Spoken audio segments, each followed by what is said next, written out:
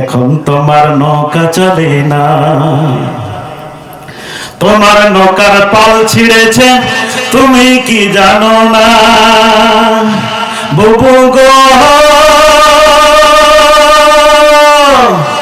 ও বুবু, তুমি কি জানো না?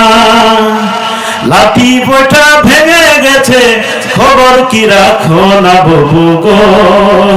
ও বুবু, কেমন নৌকার মাঝি, তোমারে এখন নৌকা চলে না। ঠিক কি না? কে নৌকার কি গর্জন আছে? প্রিয় ভাইরা আমার, সেই মামার বাড়ি দিল্লিতে গিয়ে অবস্থান করছে।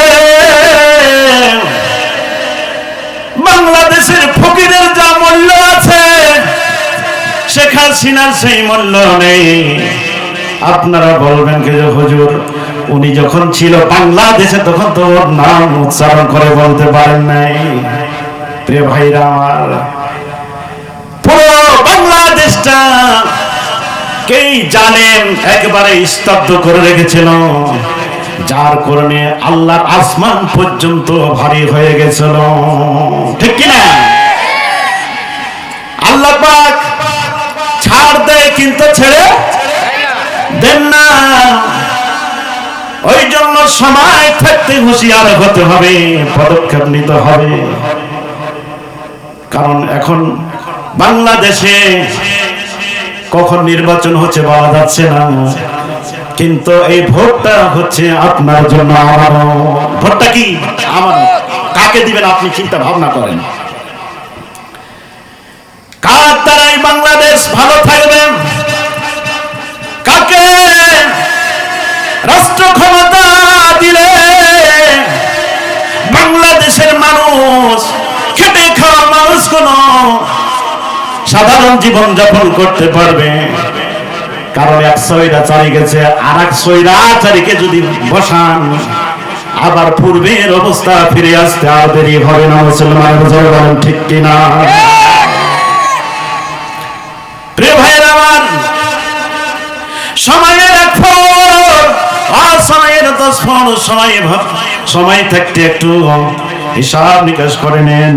কারণ এই বাংলাদেশ কোরআন দিয়ে চলো, কারা কারা চান দুই হাত তুলে আল্লাহকে দেখিয়ে দেয়।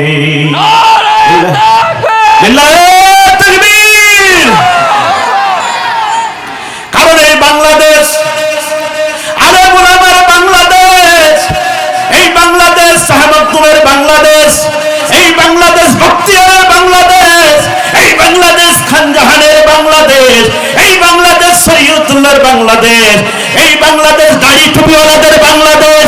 এই বাংলাদেশে কেউ যদি কোরআন নিয়ে ছিনিমিনি করে, তাদেরকে মামুর বাড়ি দিল্লি ছাড়া করতে হবে। যারা বলেন ঠিক কিনা? এই বাংলাদেশ ছাড়া করতে রাজি আছে যদি কোরআনের যদি বিপক্ষে যদি আসে, কোরআনকে যদি অবমাননা করে, বিশ্বনবীর ব্যাপারে যদি কটূক্তি করে, প্রিয় ভাইরা আমার, এই জমিন কার? আসমান কার? কারণ আল্লাহর জমিনে আল্লাহর কথা চলবে চলবে চলবে যতক্ষণ জীবন থাকবে, যতক্ষণ জীবন থাকবে। হিজবুল্লাহ মানে আল্লাহর দল, আল্লাহর পথে মোরা চলবো,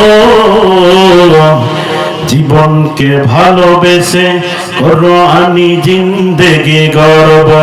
বলেন হিজবুল্লাহ মানে আল্লাহর দল। কি আপনারা বলতে পারেন না?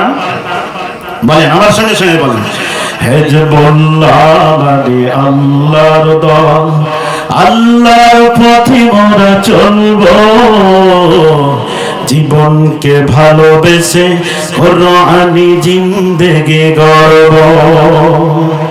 মরে যখন চলে যাব, কোরআনকে নিয়ে চলে যাব, থাকবে না যখন গড়ে বাতি, আল্লাহ হবেন চির সাথী। আপনারা আমার সাথী কে হবে? কারণ হচ্ছে মুমিনদের অভিভাবক হচ্ছে কে? আপনার আমার অভিভাবক হচ্ছে আল্লাহ। আল্লাহ কি যে মধুর নাম, আল্লাহ কি যে মধুর নাম। ভরাইতাম সোনা দানা মনি মুক্তা পান্না হীরা হয় না তাহার দাম। আল্লাহ আল্লাহ কি যে মধুর নাম। কি শুনতে ভালো কি লাগে, কি লাগে না? প্রিয় ভাইরা আমার, কোরআন পড়লেই ভালো লাগে, মনটা হৃদয়টা কি হয়ে যায়, ভরে যায়। মানুষের আত্মার একটা ক্ষুধা রয়েছে, কারণ পেটে যদি ক্ষুধা লাগে খাবারের প্রয়োজন হয় কি হয় না? তেমন আত্মার একটি ক্ষুধা রয়েছে। আল্লাহর কোন গোলাম যখন কোরআনুল কারীম যখন তেলাওয়াত করে তখন তার অন্তরটা পরিপূর্ণ হয়ে যায়।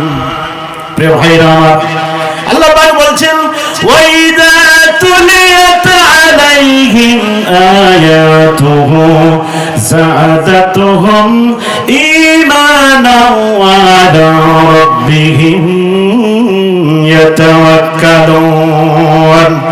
আল্লাহ রাব্বুল আলামিনের আয়াত যখন আমাদের সামনে যখন তেলাওয়াত করা হবে তখন আমাদের ঈমানটা কি বেড়ে যাবে কি যাবে না? যাবে। কারণ কোরআনের কথা সুন্দর না অসুন্দর? সুন্দর। এখানে যদি মমতাজকে যদি আনা হতো প্রিয় ভাইরা আমার, তাহলে এই জায়গাতে আপনারা কি লোক সমাগমকে জায়গা করে দিতে পারতেন? আটক মানুষ, আটক না, আরো বিশাল জায়গা লাগতো। যেখানে কোরআনের আলোচনা হয়, যেখানে কোরআনের কথা হয়, হতো ভাগা কপাল পুরানা। যে দেখেন গা বাজারে বাজারে বেটি ছেলের সাথে বাদাম খাচ্ছে কিনা।